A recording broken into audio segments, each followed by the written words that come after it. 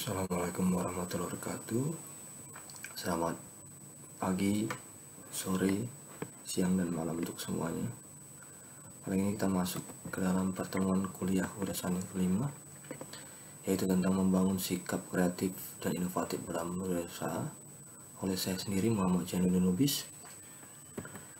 Latar belakang dalam perkuliahan hari ini adalah sebagian besar lulusan perguruan tinggi akan diserap oleh dunia bisnis dan industri. Rata-rata bekal yang diperoleh di perguruan tinggi Indonesia hampir sama atau setara. Di dunia kerja selalu akan ada terjadi persaingan ketat antara sumber daya manusia untuk bisa mencapai karir tertinggi. Hanya mereka yang memiliki bekal lebih atau plus saja yang akan memenangkan persaingan bebas. Lalu bekal plus ini, apa yang sebaiknya dimiliki oleh alumni? Bekal yang dianggap paling baik saat ini adalah kemampuan inovatif kreatif. Dengan kemampuan ini, alumni akan mampu menyelesaikan berbagai macam permasalahan di bidang kerja menjadi problem solvernya. Mereka akan sanggup menjawab kebutuhan pasar sehingga bisa meniti karir dengan cepat. Yang harus dilakukan adalah membekali mahasiswa agar berkarakter problem solver dalam perusahaan. Problem solving yang kita maksud adalah sebuah penyelesaian masalah dengan mengikuti kaidah-kaidah ilmiah tertentu sehingga dicapai hasil solusi optimal. Semua orang pada prinsipnya harus menjadi problem solver bagi permasalahan sendiri, baik itu dalam kehidupan sehari-hari dan juga dalam berwirausaha. Kisah sukses tentang wirausaha kali ini adalah tentang Teh Botol Sosro, di mana Teh Botol Sosro ini menjadi kisah perjalanan Sucipto Sastrodojo yang lebih kita kenal dengan merek Teh Botol Sosro gitu ya. Jadi namanya beliau sendiri. Pada tahun 1965 Teh Wangi melatih dengan merek cap botol gitu ya. Lalu dia bertransformasi sehingga tahun 1974 didirikanlah PT Sinar Sosro dengan desain botol Teh Botol Sosro berubah bertahan sampai sekarang. Pabrik tersebut merupakan pabrik teh siap minum dalam kemasan botol pertama di Indonesia dan bahkan pertama di dunia. Dan ini merupakan sebuah inovatif serta kreatif yang membuat nilai jual tinggi dari Teh Botol Sosro. Walaupun saat ini banyak sekali persaingan atau kompetitor seperti teh kotak dan lain-lain.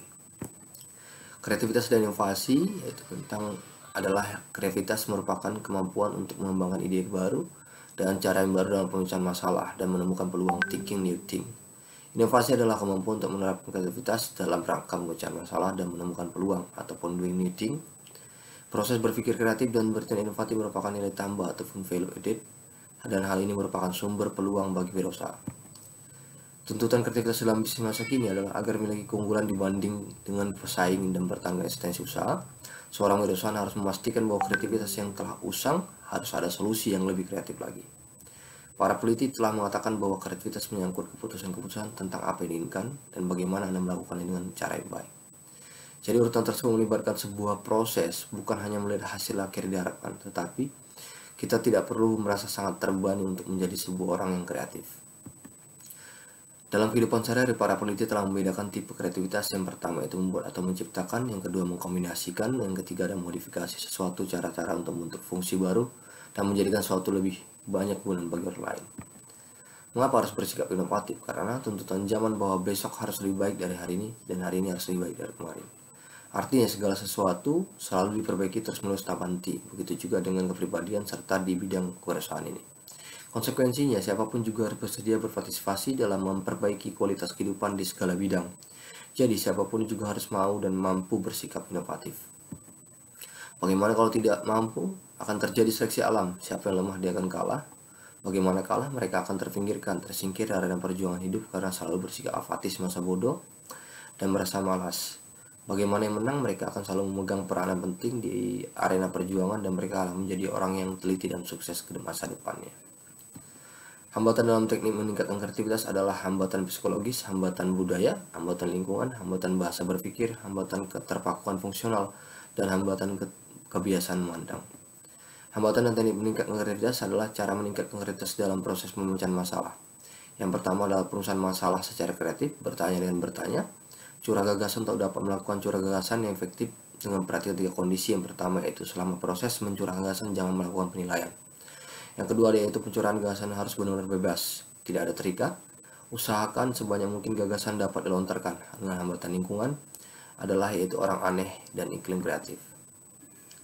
Hambatan dan teknik meningkatkan kreativitas yaitu penggunaan otak tiri yang berlebihan menyebabkan seorang lebih teratur dalam berpikir, analitis dan kurang kreatif, sehingga terlalu banyak mempertimbangkan dan tidak cenderung menjadi pengekor. Berbeda dengan otak kanan yang berpikir secara loncat-loncat tak beraturan, mungkin seorang berpikir kreatif. Berikut ini perbedaan otak antara otak kanan dan kiri, yaitu otak kiri ini adalah kata logika, angka, dan lain-lain, sedangkan otak kanan yaitu irama gambar. Intinya adalah otak kiri lebih beraturan dan otak kanan lebih loncat-loncat dan tidak beraturan karena menggunakan logika, dan otak kiri menggunakan kombinasi. Arti penting inovasi dalam kewirausahaan adalah pengenalan barang baru atau perbaikan barang yang sudah ada, pengenalan metode produksi baru, pembukaan pasar baru, penciptaan pengadaan persediaan baru, penciptaan suatu bentuk organisasi industri yang baru. Melindungi gagasan dalam kreativitas, yaitu bisa dinamakan dengan hak kekayaan intelektual. Dalam kewirausahaan ini sangat penting ya untuk kita bicara tentang logo, emblem gitu kan, dan jenis makanan dan lain-lain. Jadi hak cipta ini adalah hak keistimewaan guna melindungi pencipta. Original kita terjaga. Hak kekayaan industri adalah terdiri paten gitu ya. Jadi HKI yang industri itu paten, desain industri, desain tata letak.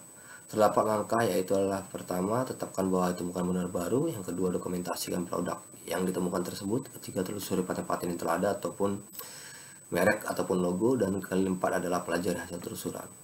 Demikianlah perkuliahan hari ini, dan sampai jumpa di pertemuan selanjutnya. Mudah-mudahan kita dalam keadaan sehat walafiat, amin ya rabbal alamin. Salam sehat, selamat pagi, selamat siang, selamat sore, dan selamat malam semuanya. Assalamualaikum warahmatullahi wabarakatuh. Salam sejahtera bagi kita semua.